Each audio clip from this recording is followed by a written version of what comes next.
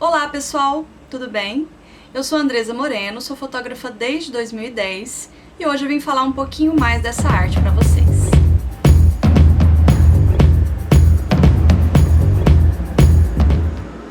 Fotografia. Vamos entender por que esse nome? Foto é uma palavra de origem grega que significa luz e grafia, também de origem grega, significa escrever ou registrar. Escrever com luz? Mas por que será que deram esse nome? Na verdade, fotografar é registrar uma imagem real através do controle que se faz da quantidade de luz que vai atingir um sensor ou um filme. Eita, calma lá que a gente vai entender. Para tirar uma foto é preciso, no mínimo, duas coisinhas básicas: uma câmera escura e material fotossensível. A câmera escura é uma caixa completamente vedada, com um orifício em um dos lados, que pode ter uma lente, né? Por onde a luz vai entrar. Ela funciona assim: o orifício da câmera é apontado para um objeto. A luz que bate nesse objeto é refletida, passa por dentro desse orifício e é projetada na parede oposta a ele dentro da câmara. Esse mecanismo da câmara escura já era conhecido desde a antiguidade e foi muito usado na Renascença para estudos de pintura. Eles reproduziam a câmara escura em quartos escuros, onde um orifício na parede iria receber toda a luz vinda do lado de fora e projetava na parede oposta a imagem que havia do lado de fora do quarto. E material sensível à luz, o que é isso? Desde a Renascença, na Europa, ali entre o século XIV e o século XVI, os alquimistas já tinham conhecimento de alguns materiais que se modificavam quando eram expostos à luz, como por exemplo os sais de prata. Quando a luz atinge os sais de prata, eles ficam mais escuros. Esse material sensível à luz é colocado do lado oposto do orifício na câmara escura. Assim, quando a luz entra por esse orifício, ela vai refletir nesse material que é sensível à luz. Dessa forma, a imagem que ela está refletindo vai ficar gravada nesse material. E é aí que entra aquela frase que a gente viu no começo do vídeo. Para registrar essa imagem, é preciso controlar essa quantidade de luz que vai atingir esse material que é sensível.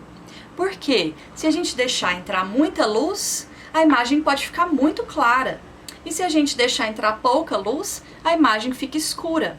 E essa é a magia da fotografia. Mas como será que descobriram esse processo? Em 1826, depois de muitas tentativas, o francês Nicéphore Niepce registrou o que é considerado a primeira fotografia da história. Essa imagem é a visão que ele tinha da janela do quarto. Foi feita em uma placa de metal e levou 8 horas de exposição para ficar pronta.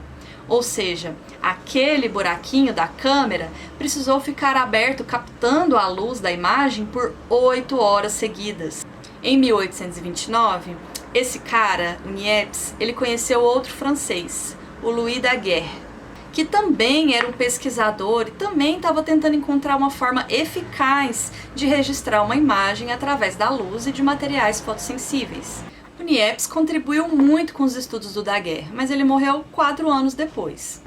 Então, com o tempo, o Daguerre, depois de muitas tentativas, conseguiu resolver os problemas que impediam as imagens de ficarem registradas fixamente, permanentemente. Como o material é sensível, quando as pessoas pegavam a imagem e colocavam na luz para ver, ela escurecia mais. O Daguerre resolveu esse problema. E em 1839, ele lança o primeiro processo fotográfico a ser comercializado, que ele chamou de daguerreótipo. O daguerreótipo registrava imagens em chapas de cobre banhadas com sais de prata.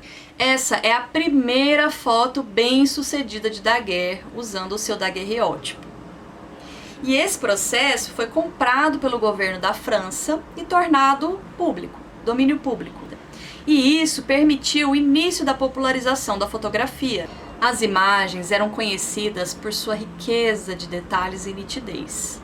Porém, elas podiam demorar até meia hora para ficar prontas.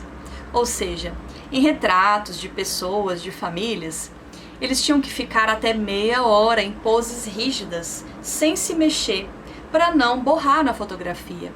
Para isso, foi inventado até certas cadeiras com suportes para a cabeça, para o pescoço, para os braços, para que as pessoas conseguissem ficar tanto tempo paradas até a foto ficar pronta.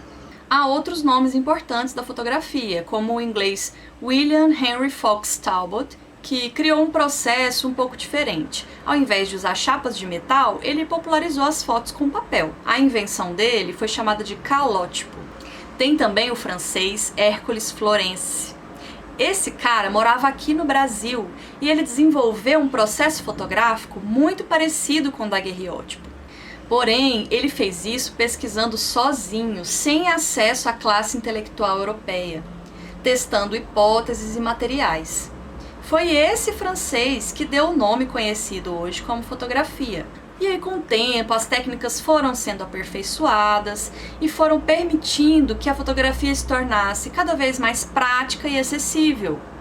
Como, por exemplo, os avanços que permitiam tirar fotos com menos de 2 minutos ou com segundos. Em 1886, o norte-americano George Eastman criou a empresa Kodak. Esse cara criou os primeiros rolos de filme da história.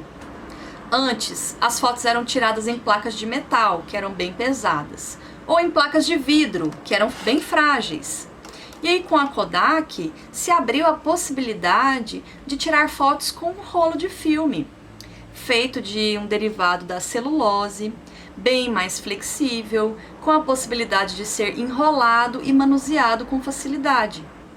O Eastman projetou essa câmera aí que você está vendo, a primeira câmera Kodak.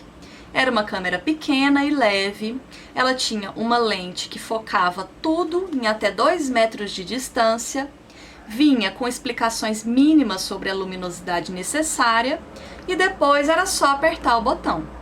Quando o rolo acabava, era só mandar para o laboratório da Kodak que eles revelavam as fotos, as imprimiam em papel e mandavam de volta. O slogan da empresa era: você aperta um botão e a gente faz o resto. Isso revolucionou a fotografia. A Kodak se tornou uma empresa pioneira e gigantesca do ramo. Olha só essas fotos que legais, feitas com essa câmera, essa primeira câmera da Kodak. Em 1908, os irmãos Lumière, eles mesmos, os inventores do cinema, eles desenvolveram uma tecnologia chamada autochrome. Essa tecnologia permitiu introduzir a cor nas fotografias. E em 1935, a Kodak lançou os filmes que produziam fotografias coloridas. Aqui eu tenho 2 câmeras antigas para mostrar para vocês. Não são tão antigas, são dos anos 80, mas são câmeras analógicas, que são câmeras que utilizam filmes, rolos de filme. Inclusive, esse filme que eu tenho aqui, ó, é da Kodak. Essa é de uma marca alemã, chamada Zenit. E eu vou mostrar aqui pra vocês.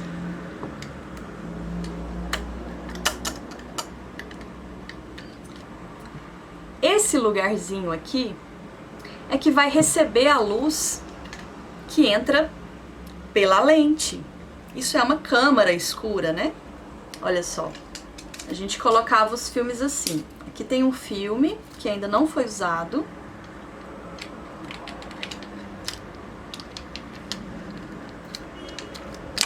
Encaixava aqui, ó, tá vendo? Esse filme, ele é fotossensível. Então ele fica aqui no lugar onde a cortina vai se abrir e a luz vai bater nele e gravar a imagem. E esse mecanismo, essa alavanquinha, ele vai mudando o filme de lugar. Os filmes, eles eram divididos por poses, né? Você lembra disso? Você é dessa época? Dos filmes de 12, 36 poses. Então, esse mecanismo vai mudando a pose pra gente tirar diferentes fotos.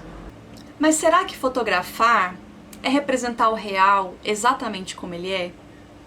Um dos principais nomes da fotografia mundial, o francês Henri Cartier-Bresson, tem uma frase muito famosa que diz: fotografar é alinhar o olho, a cabeça e o coração.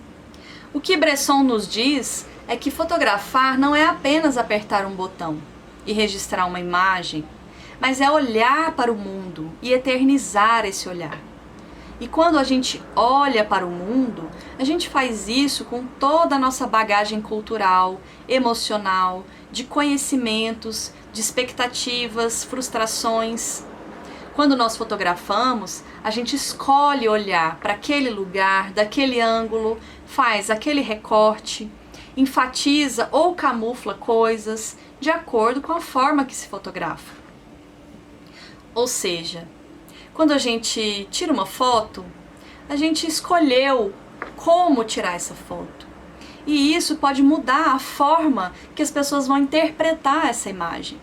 Então, às vezes, uma foto pode contar uma história que nem sempre é uma história real, que estava acontecendo na hora.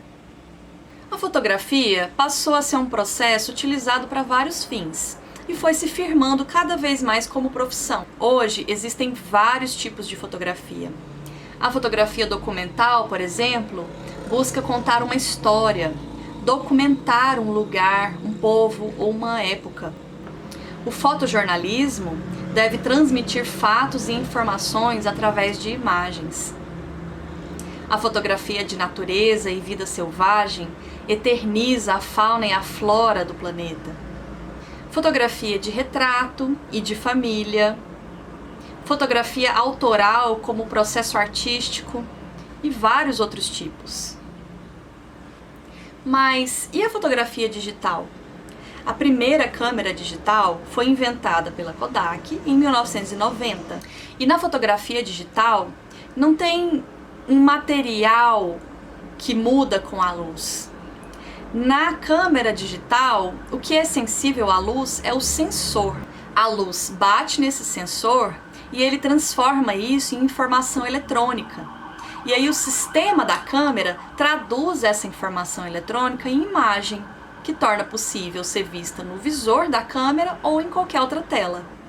Esse processo foi sendo adaptado e hoje ele está disponível nos nossos celulares, smartphones, tablets e as câmeras digitais, profissionais ou amadoras. E você já pensou então como a fotografia mudou ao longo dos anos? E mudou ainda mais depois que ela se tornou digital? Eu tenho 34 anos e eu sou da época das fotos analógicas, das fotos de filme. E eu criei o hábito de olhar os meus álbuns de fotos antigas. Inclusive, muitas memórias afetivas de infância que eu tenho foram potencializadas pelas fotos daqueles momentos. Você já pensou que hoje a gente quase não revela mais foto? Eu fico pensando, será que essa nova geração que já chegou nesse mundo digital, será que quando eles crescerem vão ter fotos espalhadas pelas paredes da casa ou nos porta-retratos?